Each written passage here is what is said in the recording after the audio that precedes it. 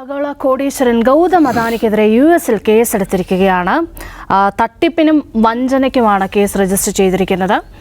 സൗരോർജ്ജ പദ്ധതിക്ക് വേണ്ടി അതിൻ്റെ കരാറുകൾ ലഭിക്കുന്നതിന് വേണ്ടി ഇന്ത്യൻ ഉദ്യോഗസ്ഥർക്ക് വലിയ തോതിൽ കൈക്കൂലി കൊടുത്തു എന്നതടക്കമുള്ള ഗുരുതരമായ ആരോപണങ്ങൾ ഗൗതം അദാനിക്കെതിരെയുണ്ട്. ദാവൂദ് സർ, നേരത്തെ ഹിൻഡൻബർഗ് റിപ്പോർട്ട് വന്നതിന് ശേഷം ഇന്ത്യയിലുണ്ടായ സാഹചര്യം, പ്രതിപക്ഷ വിമർശനം, ആകെ ഒരു രാഷ്ട്രീയ കോളിളക്കമുണ്ടായ സംഭവമായിരുന്നു. അപ്പോൾ അതിനുശേഷം അദാനിക്ക് എന്തു പറ്റിയെന്ന് ചോദിച്ചാൽ ഒന്നും പറ്റിയില്ല. ഇപ്പോൾ ഈ കേസ് രജിസ്റ്ററിന് ശേഷം അദാനിക്ക് എന്തെങ്കിലും പറ്റുമോ? അതെ, അതായത് ഇപ്പോൾ ഓഹരി വിപണിയിൽ വലിയ ഇടിവ് കാണുന്നു, കൂപ്പുകുത്തി എന്നൊക്കെ നമ്മൾ കേൾക്കുന്നു അദാനിയുടെ കമ്പനികൾ. അതിനപ്പുറത്തേക്ക് എന്തെങ്കിലും സംഭവിക്കുമെന്ന് ചോദിച്ചാൽ ഒരു കാര്യം ഞാൻ മുമ്പ് പറഞ്ഞാണ്. അദാനിയുടെ ഒരു പ്രത്യേകത, ലോകത്ത് ഒരുപാട് മുതലാളിമാരുണ്ട്. സ്വന്തമായി വിമാനങ്ങളും വിമാനത്താവളങ്ങളും കപ്പലുകളും കപ്പൽശാലകളും ഒക്കെയുള്ള ഒരുപാട് മുതലാളിമാരുണ്ട്. അദാനി അങ്ങനെ ഒരു മുതലാളിയാണ്. വിമാനങ്ങളുണ്ട്, വിമാനത്താവളങ്ങളുണ്ട്, കപ്പലുകളുണ്ട്, കപ്പൽശാലകളുണ്ട്, ഒക്കെയുണ്ട്. പക്ഷേ സ്വന്തമായി പ്രധാനമന്ത്രിയുള്ള ലോകത്തെ ഏക മുതലാളിയാണ് ഗൗതം അദാനി എന്ന് പറയുന്നത്.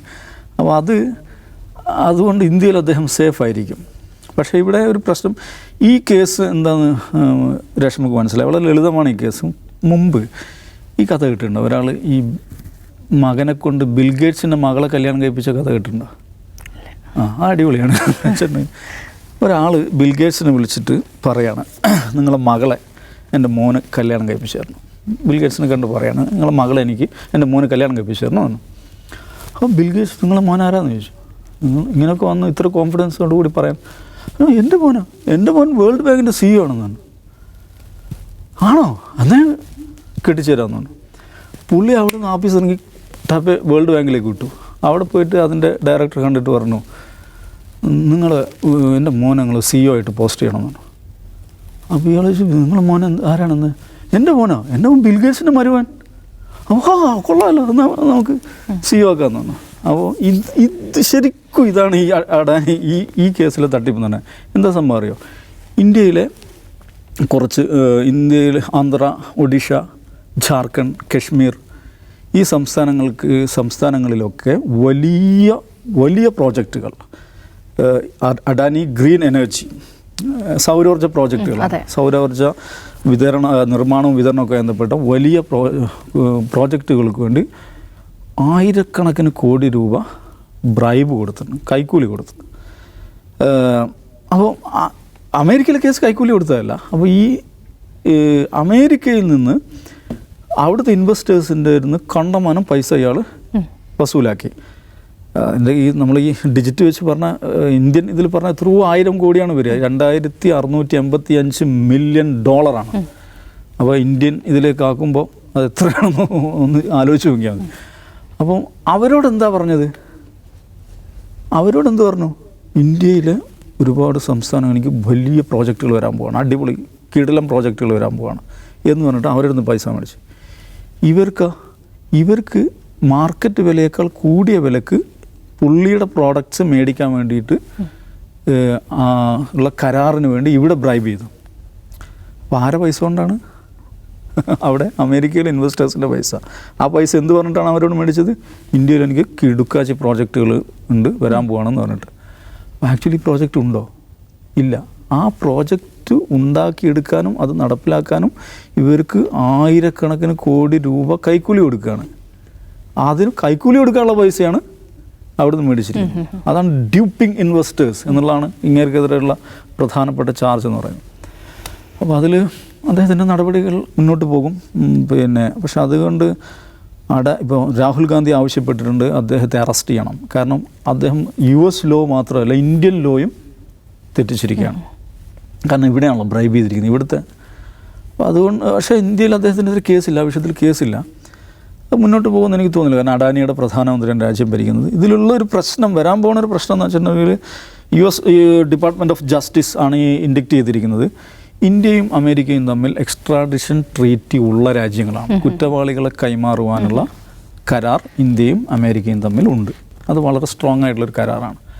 അത് പ്രകാരം ആ നിലക്കുള്ള ഒരു എക്സ്ട്രാഡിഷൻ അപ്പീൽ നോട്ടീസ് അമേരിക്കയിൽ ഇങ്ങോട്ട് വരുമോ, വന്നാൽ ഇവിടുന്ന് എങ്ങനെയായിരിക്കും അതിനുള്ള റെസ്പോൺസ് എന്നുള്ളത് കാത്തിരുന്ന് കാണേണ്ടതാണ്.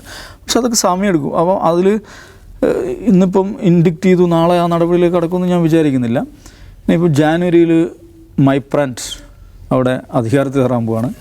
മൈ ഫ്രണ്ടിൻ്റെ പ്രധാനപ്പെട്ട ഒരു എന്താണ് തെരഞ്ഞെടുപ്പ് മാനിഫെസ്റ്റോയിൽ പറഞ്ഞ അദ്ദേഹത്തിൻ്റെ തെരഞ്ഞെടുപ്പ് റാലികളിൽ അദ്ദേഹത്തിൻ്റെ ടീം നിരന്തരമായി പറഞ്ഞുകൊണ്ടിരിക്കുന്ന ഒരു ഐഡിയ, ഒരു ആശയം എന്താണെന്നറിയോ? ഈ ഡിപ്പാർട്ട്മെൻറ്റ് ഓഫ് ജസ്റ്റിസ് അത് പിരിച്ചുവിടണം എന്നുള്ള അഭിപ്രായക്കാരാണ്. അപ്പോൾ ഡിപ്പാർട്ട്മെൻറ്റ് ഓഫ് ജസ്റ്റിസാണ് ഇങ്ങനെ ഇൻഡിക്റ്റ് ചെയ്തിരിക്കുന്നത്. അപ്പോൾ ജാനുവരിയിൽ ഡിപ്പാർട്ട്മെൻറ്റ് ഓഫ് ജസ്റ്റിസ് പിരിച്ചു വിട്ട് കഴിഞ്ഞാൽ ഫ്രണ്ടിനെ വിളിച്ച് പറഞ്ഞാൽ മതിയല്ലോ, അത് എന്നിട്ട് പിരിച്ചു വിട്ടേക്കും. അപ്പോൾ അതുകൊണ്ട് അഡാനി സേഫായിരിക്കും എന്നാണ് എനിക്ക് തോന്നുന്നത്. കുറച്ച് പ്രശ്നം വരുന്നത് വെച്ചാൽ ബിസിനസ്സിൽ വിശ്വാസ്യത എന്നുള്ള പ്രധാനപ്പെട്ട ഒരു സംഗതിയാണല്ലോ. പ്രത്യേകിച്ച് ഇങ്ങനെ അപ്പുറത്ത് പൈസ വാങ്ങി ബിൽഗേറ്റ്സിനോട് ഇത് പറഞ്ഞ് ഇപ്പോഴത്തെ CEO ഇതിലൊക്കെ ഒരു വിശ്വാസ്യത എന്നുള്ളത് പ്രധാനമാണ്. കയ്യിൽ കാശില്ലെങ്കിലും ഡയലോഗ് അടിച്ചിട്ട് കോടികളല്ല മില്യണുകൾ ഉണ്ടാക്കാൻ സാധിക്കുന്ന ഒരു എന്താ പറയുക ഒരു വിസ്മയ ബിസിനസ്സുകാരനാണ് അഡാനി എന്ന് പറയുന്നത്. അതൊക്കെ ഇപ്പോൾ പഴയമായിട്ട് നടക്കുമോ എന്നുള്ളൊരു പ്രശ്നമാണ് വരിക. അപ്പോൾ ബിസിനസ്സിൻ്റെ കാര്യം അവിടെ നിൽക്കട്ടെ. അപ്പോൾ ദാവൂദ് സാർ പറഞ്ഞ പോലെ അദാനിയുടെ കാര്യത്തിലൊക്കെ തീരുമാനമായി, സേഫാണ്.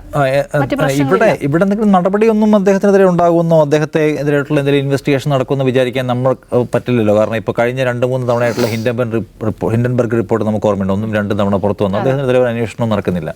നമുക്ക് രേഷ്മ, ഇവിടെ ഈ അദാനിക്കെതിരെ വലിയ അലിഗേഷൻ രാഹുൽ ഗാന്ധിയുടെ നേതൃത്വത്തിൽ ഉയർത്തിക്കൊണ്ടുവന്നപ്പോഴെല്ലാം BJP-ക്കാർ പ്രധാനമായി ഉയർത്തിയ ഡിഫൻസ് ഇന്ത്യൻ സമ്പദ്ഘടനയെ, ഇന്ത്യൻ വ്യവസായ ലോകത്തെ, അതിലെ പ്രധാനപ്പെട്ട ഐക്കൺസിനെ ഒക്കെ തകർക്കാനുള്ള ആസൂത്രിതമായ ശ്രമം നടക്കുകയാണ്. ഹിൻഡൻബർഗ് തന്നെ ഒരു ഇന്ത്യ വിരുദ്ധ ആസൂത്രണത്തിൻ്റെ ഭാഗമാണെന്നാണ് അവരുടെ വാദം.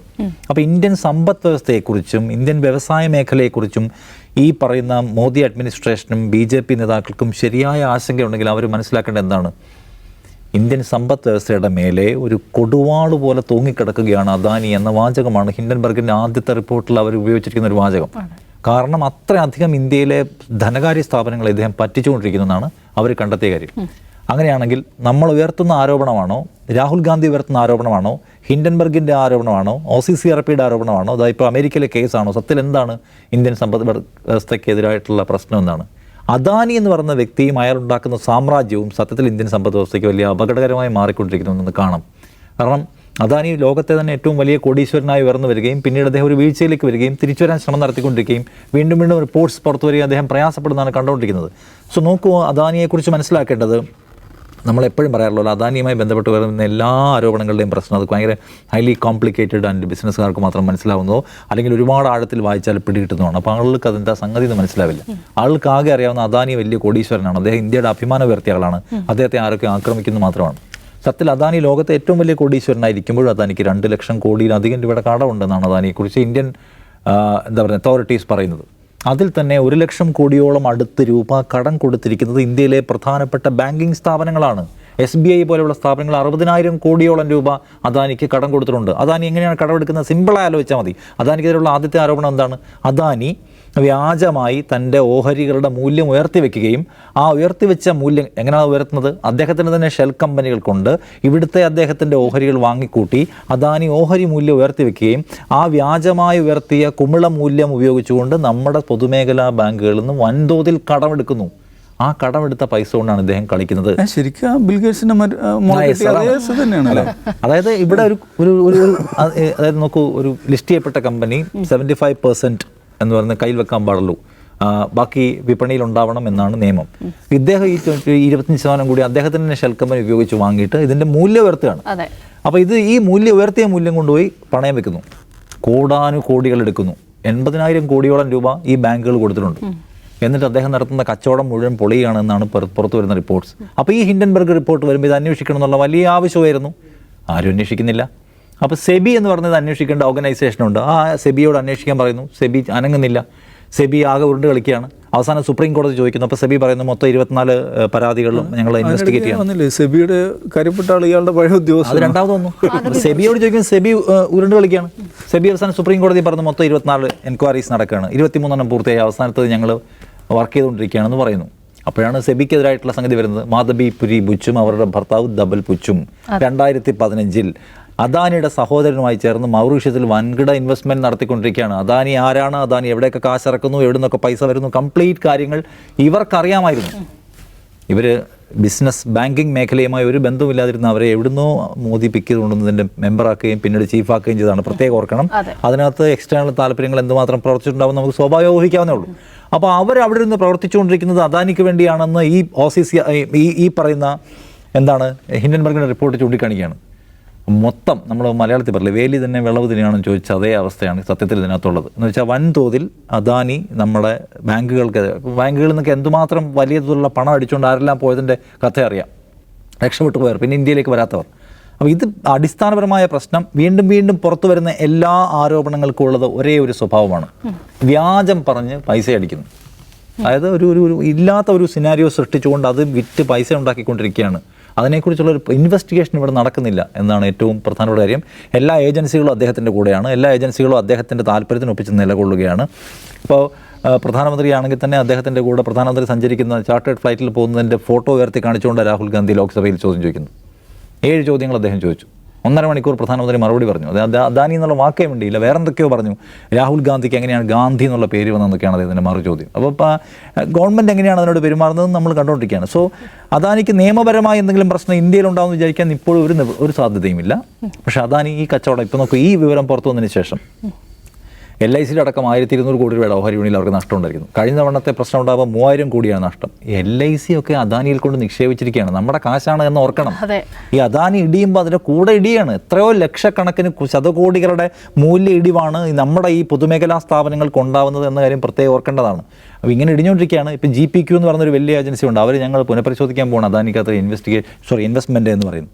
അപ്പോൾ ലോകത്ത് കഴിഞ്ഞ മുമ്പത്തെ തവണയും 2 റിപ്പോർട്ട്സ് പുറത്തു വരുന്ന സമയത്തും വിദേശ ഓഹരികൾ പലതും അദാനിയിൽ നിന്ന് വിഡ്രോ ചെയ്യാൻ തീരുമാനിച്ചിട്ടുണ്ട്. ഇത് അദാനിയെ ലോകത്തെ തന്നെ സമ്പന്നനായി മാറുക എന്ന് പറയുന്ന അദ്ദേഹത്തിൻ്റെ സ്വപ്നത്തിന് തടസ്സമാകും. അദ്ദേഹം ഫൈനലി പിടിക്കപ്പെട്ടിരിക്കുന്നു എന്നുള്ളതാണ് യാഥാർത്ഥ്യം.